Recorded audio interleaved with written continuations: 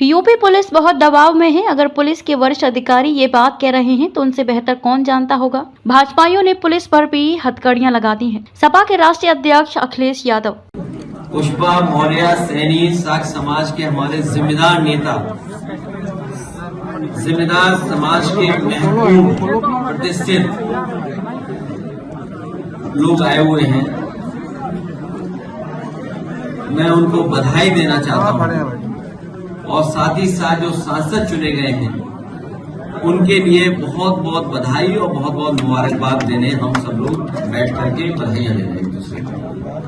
और हमें उम्मीद है आने वाले समय में ये पीडीए की लड़ाई को और मजबूत बनाने का काम करेंगे। जिस तरीके से सामाजिक और राजनीतिक रूप से भारतीय जनता पार्टी ने धोखा दिया है, हर समाज के लोग ये समझ गए हैं कि भारतीय जनता पार्टी पीडीए परिवार की दुश्मन है। और ये चुनाव में भी हम लोगों को देखने को मिल गया। बीएलओ का हटाना, अधिकारियों का हटाना, पुलिस सिपाहियों के नाम पता जानकारी करना, फिर जात के आधार पर हटाना, जात के आधार पर निर्देश देना और फिर अपने अधिकारियों की गुपचुप बैठक करना। और बड़े बड़े अधिकारी जो लखनऊ में बैठते हैं उन्होंने बाकायदा बैठक करके रणनीति बनाई है कि भारतीय जनता पार्टी को कैसे जिताएं, समाजवादियों को कैसे हराएं। लेकिन पीडीए परिवार के लोग सब एकजुट हो गए हैं। इस बार कितना भी ये साजिश कर लें, षड्यंत्र कर लें, कितनी भी रणनीति बना लें, लेकिन ये कामयाब नहीं होंगे। सुनने में यहां तक आ रहा है कि जिलाधिकारी वो भारतीय जनता पार्टी के जिला अध्यक्ष बन गए हैं। अभी अंबेडकर नगर से सुनने में आ रहा है और वहां के हमारे कार्यकर्ता नेताओं ने भी बताया और प्रेस के जिम्मेदार लोगों ने भी बताया कि यहाँ के जिलाधिकारी जिला अध्यक्ष भारतीय जनता पार्टी बन गए हैं और प्रधानों को ढूंढ रहे हैं, कोटेदारों को ढूंढ रहे हैं, उनको डरा धमका रहे हैं, जबकि अभी नॉमिनेशन नहीं हुआ है। उसके बाद जिलाधिकारी ये करना है। क्या ये आईएएस एकेडमी में ये सिखाया जाता है? क्या ये आईएएस लोग इसीलिए ट्रेन होके गए हैं? इन अधिकारियों की तस्वीर लगा करके हम लोग कहेंगे कि भारतीय जनता पार्टी के अधिकारी बन गए। अधिकारी नहीं है, ये वहां के संगठन के पदाधिकारी बन गए। और फिर आज एक वीडियो वायरल हो रहा है, जो बात मैंने पहले कही थी और फिर मैं दोहराता हूं। उत्तर प्रदेश में दंगा कराने का काम बहराइच में अगर किसी ने किया तो भारतीय जनता पार्टी के नेता उसमें शामिल थे। उनके विधायक अपनी ही पार्टी के कार्यकर्ताओं पे एफआईआर दर्ज करा रहे हैं और क्या उसमें धाराएं लगवा रहे हैं कि इन्होंने षड्यंत्र किया और दंगा करवाया है।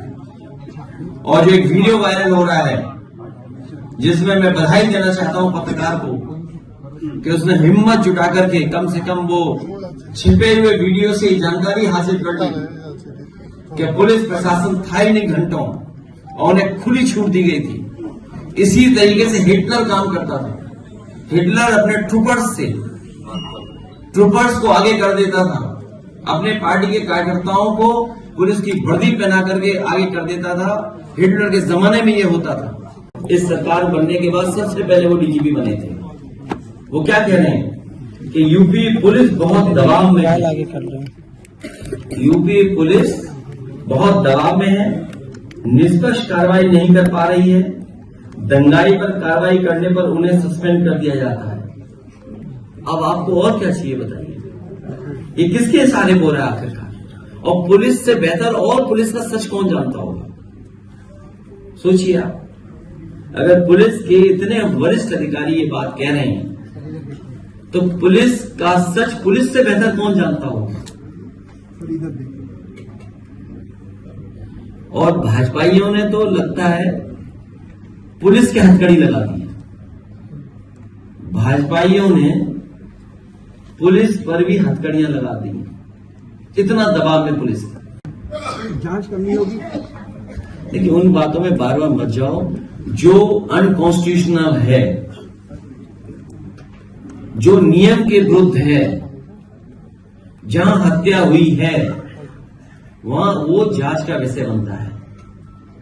सर इसी पर अब नई एडवाइजरी आज जारी हुई है, पुलिस विभाग ने जारी की है कि जहां जहां भी एनकाउंटर्स होंगे वहां पर वीडियोग्राफी होगी, डॉक्टर्स के पैनल चेक करेंगे, वहां पर जाके फॉरेंसिक टीम जाएगी। इसको किस तरीके से?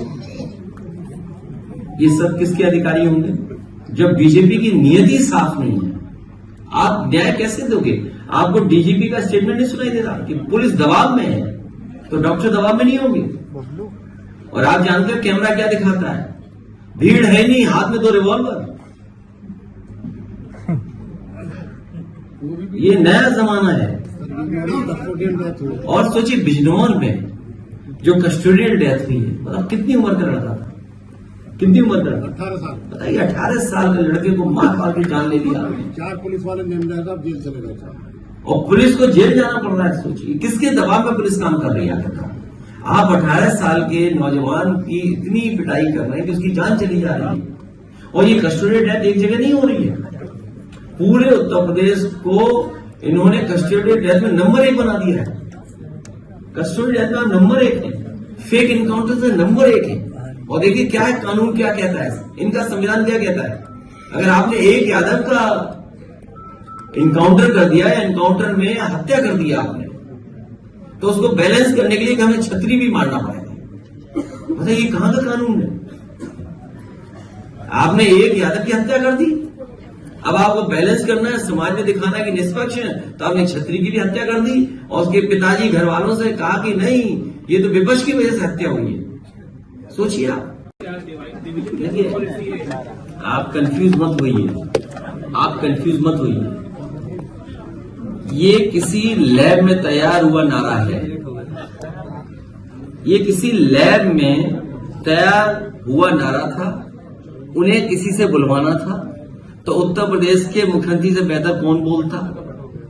उनकी छवि भी वैसी है। अगर वो कह रहे हैं कि बटो नहीं कटो नहीं, तो पीडीए परिवार भी तो नहीं बटेगा। तो वो तो नारा आपके लिए लगा रहे हैं कि पीडीए परिवार के लोग बटना मत। सर ओवैसी ने भी 2 कैंडिडेट उपचुनाव यूपी में उतार दिया है, क्या फर्क पड़ेगा? तुम समाजवादी हो, जाओ घर।